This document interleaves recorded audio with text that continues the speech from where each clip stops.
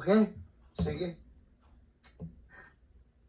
Ma'am, sa mga nag-viral na dokumento na nagdadamay sa pangalan mo, sa tingin mo ba may katotohanan ang mga nasabing dokumento? Nakakakaba at nakakatakot. Ito ang paglalarawan ng aktres na si Maricel Soriano sa isinagawang Senate hearing hinggil sa PDEA leaks nitong Martes.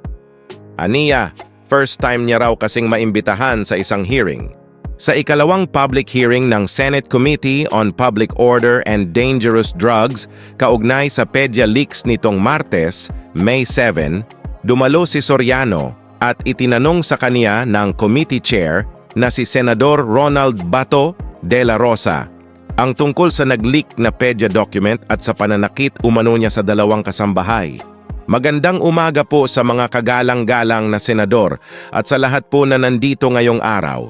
Ako po ay nakatanggap ng imbitasyon galing kay Senador Bato de la Rosa para magbigay ng komento tungkol sa isyu na pinag-uusapan dito sa hearing, saad ng aktres. Unang-una humihingi po ako ng paumanhin dahil hindi po ako sanay sa mga ganito. Alam niyo po, first time ko lang po talaga na makatanggap ng imbitasyon na humarap sa Senado, nakakakaba at nakakatakot.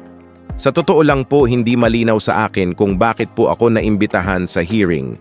Nagtataka lang po ako dahil lahat po ng tumestigo rito ay nagsabing hindi na-verify ang impormasyon ni Mr. Morales at walang investigasyon na naganap.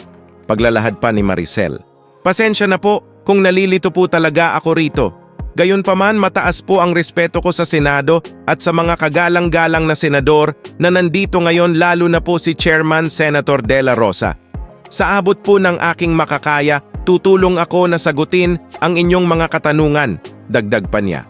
Sa huli, nakiusap ang aktres na ang abogado na lamang niya ang sasagot para sa kaniya dahil hindi naman daw siya abogado. Pero sir, nakikiusap lang po sa inyo po. Kung ang usapin ay tungkol po sa mga bagay na may legal na implikasyon po, sana po'y pagbigyan niyo po ang aking abogado na sumagot para sa akin. Hindi naman po ako abogado, sir. At sa usapang legal, mas nararapat po yata na ang abogado ko na lang po ang sumagot at magpaliwanag.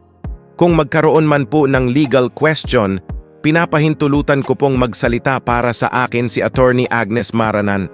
Maraming salamat po sir pagtatapos ng aktres.